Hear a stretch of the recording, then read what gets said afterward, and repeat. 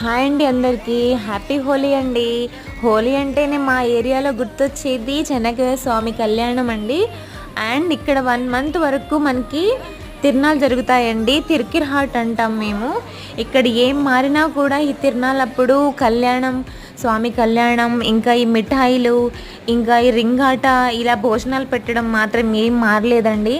నాకు ఈ హోలీ వచ్చిన ప్రతిసారి నా చిన్నప్పటి జ్ఞాపకాలు, మా నానమ్మ అమ్మమ్మ వాళ్ళు ఆ కాలంలో ఒక 10 ఇయర్స్ బ్యాక్, 10-15 ఇయర్స్ బ్యాక్ వాళ్ళు ఇలా హోలీ మామూలు అడిగి మరీ మిఠాయిలు కొని తీసుకొచ్చి ఊరంతా పంచేవాళ్ళండి. నాకైతే అది చాలా ఇష్టం అనమాట. ఇప్పటికీ నేను అది ఆ తిరునాళ్ళు వెళ్ళినప్పుడల్లా, వచ్చినప్పుడల్లా అప్పుడే బాగుండే కదా రోజులు అనిపిస్తుంది. అలాంటి మెమొరీస్ నేను అస్సలు మిస్ చేసుకోవాలనుకోను. అందుకే ప్రతిసారి ఏదైనా ఎక్కడికి వెళ్ళినా కూడా మళ్ళీ నేను మా ఊర్లో జరిగే తిరునాళ్ళకి, కళ్యాణానికి, పెళ్ళి జరిగినప్పుడు భోజనాలు పెడతారు కదండి, ఆ భోజనాలు ఇవన్నీ